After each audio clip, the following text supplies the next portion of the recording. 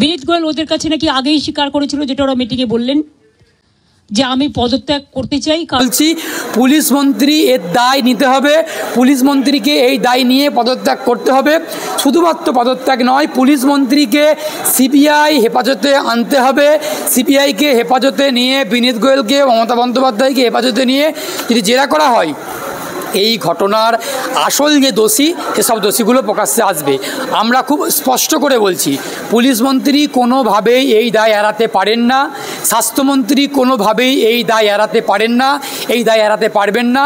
কমিশনারের বিনীত গোয়েলকে যদি পদত্যাগ করতে হয়, তাহলে এটার জন্য কি পুলিশ মন্ত্রীকে পদত্যাগ করতে হবে না? এখন পুলিশ মন্ত্রী যদি পুরোপুরি দায়টা সরাসরি বিনীত গোয়েলের ঘাড়ে চাপিয়ে দিয়ে বিনীত গোয়েলকে পদত্যাগ করার কথা বলেন, জুনিয়র চিকিৎসকদের যেমন দাবি ছিল বিনীত গোয়েলের পদত্যাগ, তেমন বাংলার আপামর সাধারণ মানুষের দাবি ছিল কলকাতার পুলিশ কমিশনারে বিনীত গোয়েলকে পদত্যাগ করতে হবে। পাশাপাশি বাংলার মানুষের দাবি ছিল পুলিশ মন্ত্রীকেও পদত্যাগ করতে হবে। আমরা খুব স্পষ্ট করে স্পষ্ট ভাষায় বলছি, সাধারণ মানুষ বলছি যে বিনীত গোয়েল যে আছেন সিপি, তাকে যদি পদত্যাগ করতে হয়, এই পদত্যাগের দায়, এই পুলিশ কমিশনারের বিনীত গোয়েলের গাফিলতির দায়, এর দায়টা পুলিশ মন্ত্রীকেও নিতে হবে। পাশাপাশি পুলিশ মন্ত্রীকেও পদত্যাগ করতে হবে। পুলিশ মন্ত্রী যদি পদত্যাগ না করেন, তাহলে কিন্তু লড়াইটা খুব জোরদার হবে। লড়াইটা আগামী দিনে রাস্তার লড়াই, রাস্তাতেই হবে। জুনিয়র চিকিৎসকরা যেমন বিনীত গোয়েলের পদত্যাগ দাবি করেছিলেন, ঠিক একইভাবে জুনিয়র চিকিৎসকরা আগামী দিনে দাবি জানাবেন।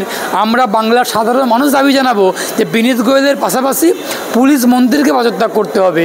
পুলিশ মন্ত্রীর পদত্যাগ না করা পর্যন্ত এ লড়াই থামবে না, এ লড়াই দমবে না। রাস্তার লড়াই জুনিয়র চিকিৎসকরা রাস্তাতেই করবেন। সিপির যেমন পদত্যাগ চাই, তেমন পুলিশ মন্ত্রীর পদত্যাগ চাই। পুলিশ মন্ত্রী কোন যুক্তিতে সিপিকে পদত্যাগ করিয়ে নিজে ঠান্ডা করে বহাল 2 বছর থাকবেন? উনি তো পুলিশ মন্ত্রী, ওনার তো একটা সাংবিধানিক দায়ী দায়িত্ব রয়েছে, ওনার তো একটা নৈতিক দায়ী দায়িত্ব রয়েছে। সেই সাংবিধানিক, সেই নৈতিক দায়ী দায়িত্ব থেকে পুলিশ মন্ত্রীকেও পদত্যাগ করতে হবে। এখন জুনিয়র চিকিৎসকরা বলেছেন যে আমাদের এই যে আলোচনা, এই আলোচনা এখানেই শেষ নয়, এই আলোচনা আগামী দিনেও চলবে। এখন এই আলোচনা করে, এই আলোচনা বাস্তবায়িত হোক, এই দাবিগুলো বাস্তবায়িত হোক, তবেই জুনিয়র চিকিৎসকরা লড়াই আন্দোলন থামবেন।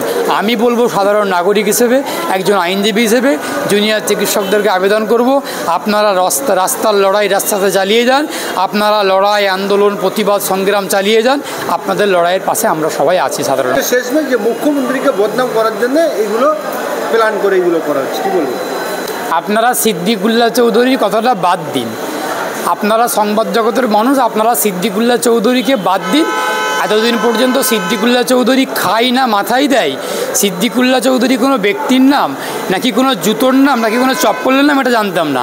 আপনারা নওশাদ সিদ্দিকীর দিকে নজর দিন, কারণ নওশাদ সিদ্দিকী হচ্ছেন একটা বাংলার এমন বাঘ, বাংলার মুসলিম সমাজের জন্য যিনি কথা বলছেন, যিনি লড়াই করছেন, আদিবাসীদের জন্য লড়াই করছেন, বাংলার সর্বোপরি মানুষের জন্য লড়াই করছেন, তাকে বারবার হুমকির শিকার হতে হচ্ছে, বারবার আক্রমণের শিকার হতে হচ্ছে।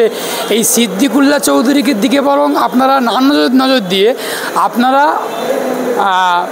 আপনারা নওশাদ সিদ্দিকীর দিকে নজর দিন। তার কারণ আপনারা যদি কম্পেয়ার করেন, তুলনা করেন, দেখবেন সিদ্দিকুল্লাহ চৌধুরী নিজের টিকিটাকে বাঁচিয়ে রাখার জন্য, নিজের পদটাকে বাঁচিয়ে রাখার জন্য উনি 2016 সালে একটা সভা করেছিলেন।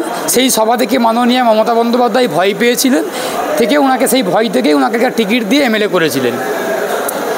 এখন সিদ্দিকুল্লাহ চৌধুরীর থেকে আপনারা দেখলে বুঝতে পারবেন যে নওশাদ সিদ্দিকী, এই নওশাদ সিদ্দিকী মানুষের জন্য কথা বলছেন, মুসলিম সমাজের হয়ে কথা বলছেন, আদিবাসী তপশিলি দলিতদের হয়ে কথা বলছেন।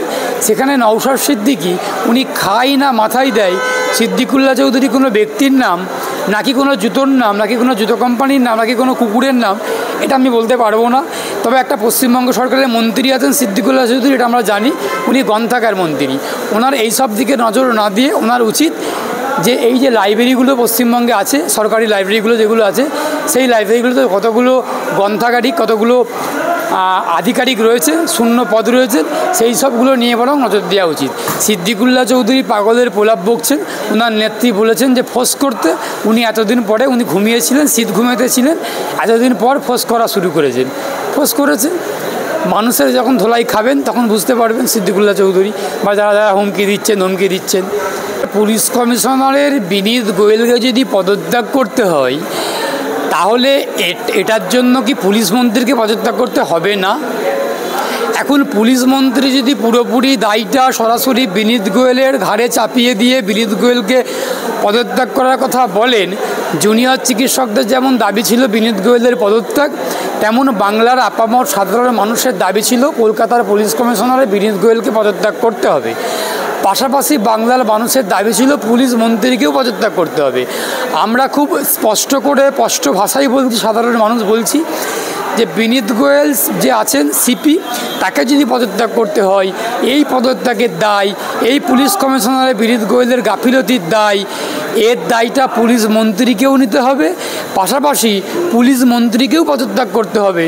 পুলিশ মন্ত্রী যদি পদত্যাগ না করেন তাহলে কিন্তু লড়াইটা খুব জোরদার হবে। লড়াইটা আগামী দিনে রাস্তার লড়াই, রাস্তাতেই হবে। জুনিয়র চিকিৎসকরা যেমন বিনীত গোয়েলের পদত্যাগ দাবি করেছিলেন, ঠিক একইভাবে জুনিয়র চিকিৎসকরা আগামী দিনে দাবি জানাবেন, আমরা বাংলার সাধারণ মানুষ দাবি জানাবো যে বিনীত গোয়েলের পাশাপাশি পুলিশ মন্ত্রীকে পদত্যাগ করতে হবে। পুলিশ মন্ত্রীর পদত্যাগ না করা পর্যন্ত এ লড়াই থামবে না, এ লড়াই দমবে না।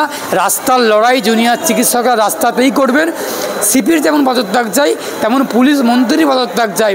পুলিশ মন্ত্রী কোন যুক্তিতে সিপিকে পদত্যাগ করিয়ে নিজে ঠান্ডা করে বহাল 2 বছর থাকবেন? উনি তো পুলিশ মন্ত্রী, ওনার তো একটা সাংবিধানিক দায়ী দায়িত্ব রয়েছে, ওনার তো একটা নৈতিক দায়ী দায়িত্ব রয়েছে। সেই সাংবিধানিক সেই নৈতিক দায়ী দায়িত্ব থেকে পুলিশ মন্ত্রীকে পদত্যাগ করতে হবে। এখন জুনিয়র চিকিৎসকরা বলেছেন যে আমাদের এই যে আলোচনা, এই আলোচনা এখানেই শেষ নয়, এই আলোচনা আগামী দিনেও চলবে। এখন এই আলোচনা করে এই আলোচনা বাস্তবায়িত হোক, এই দাবিগুলো বাস্তবায়িত হোক, তবেই জুনিয়র চিকিৎসকরা লড়াই আন্দোলন থামবেন। আমি বলবো সাধারণ নাগরিক হিসেবে, একজন আইনজীবী হিসেবে জুনিয়র চিকিৎসকদেরকে আবেদন করব, আপনারা রাস্তার লড়াই রাস্তাতে চালিয়ে যান, আপনারা লড়াই আন্দোলন প্রতিবাদ সংগ্রাম চালিয়ে যান। আপনাদের লড়াইয়ের পাশে আমরা সবাই আছি। সাধারণ আরজি করে 14 তারিখ রাত্রিবেলা যে ভাঙচুর করা হয়েছে, যে তাণ্ডব চালানো হয়েছে, যে ভ্যান্ডালিজম চালানো হয়েছে, এটাতে সরাসরিভাবে মুখ্যমন্ত্রী অর্থাৎ পুলিশ মন্ত্রী মমতা বন্দ্যোপাধ্যায়ের নির্দেশে কলকাতার পুলিশ কমিশনারের বিনীত গোয়েল তার নেতৃত্বে নিচুতলার পুলিশ কর্মীদের ঘেরাটোপের মধ্যে তৃণমূলের দুষ্কৃতীরা, গুন্ডারা এই কাণ্ডটা ঘটিয়েছে। একদল মব বেলগাছিয়ার দিক থেকে এসেছে, একদল মব শ্যামবাজারের দিক থেকে এসে এই কাণ্ডটা ঘটিয়েছে। তার তদন্ত না করে, আসামিদেরকে না ধরে, কোনোরকম কালপিটদেরকে না ধরে এখন কলতান দাশগুপ্তকে ধরে আন্দোলনকে ধামাচাপা দেওয়ার চেষ্টা হচ্ছে, আন্দোলনকে দমিয়ে দেওয়ার চেষ্টা হচ্ছে। আমরা যারা বামপন্থী, আমরা যারা সাধারণ মানুষ, আমরা দাবি তুলেছি, আমরা স্লোগান তুলেছি যে তিলোত্তমা হারবে না, কলতান থামবে না। কলতানকে অ্যারেস্ট করে, কলতানকে গ্রেপ্তার করে যদি বাংলার পুলিশ মন্ত্রী মমতা বন্দ্যোপাধ্যায় মনে করেন যে এই আন্দোলন থেমে যাবে, এই আন্দোলন দমাতে পারবেন, তাহলে উনি ভুল করছেন। আমরা বাংলার মানুষ, আমাদের খুব স্পষ্ট কথা স্পষ্ট করে বলছি, পুলিশ মন্ত্রী এর দায় নিতে হবে, পুলিশ মন্ত্রীকে এই দায় নিয়ে পদত্যাগ করতে হবে। শুধুমাত্র পদত্যাগ নয়, পুলিশ মন্ত্রীকে সিবিআই হেফাজতে আনতে হবে। সিবিআইকে হেফাজতে নিয়ে বিনীত গোয়েলকে, মমতা বন্দ্যোপাধ্যায়কে হেফাজতে নিয়ে যদি জেরা করা হয়, এই ঘটনার আসল যে দোষী, সেসব দোষীগুলো প্রকাশ্যে আসবে। আমরা খুব স্পষ্ট করে বলছি, পুলিশ মন্ত্রী কোনোভাবেই এই দায় এড়াতে পারেন না, স্বাস্থ্যমন্ত্রী কোনোভাবেই এই দায় এড়াতে পারেন না, এই দায় এড়াতে পারবেন না। আমরা সেই সর্বশেষ কথা বলছি, কুণাল ঘোষ কোথা থেকে এই অডিও ক্লিপ পেলেন সেটা আপনাদেরকে তদন্তের মধ্যে আনতে হবে। কালীঘাটের কাকু, সেই কাকুর কণ্ঠস্বর প্রমাণ করতে এখনও বছরের পর বছর চলে যাচ্ছে, আর কলতানের কণ্ঠ এক রাতের মধ্যে, কয়েক ঘন্টার মধ্যে পেয়ে যাচ্ছেন।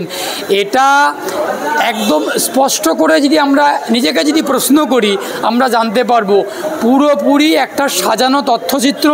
সেই সাজানো তথ্যচিত্র থেকে, এই নাটক থেকে এই ঘটনাগুলো ঘটানো হচ্ছে।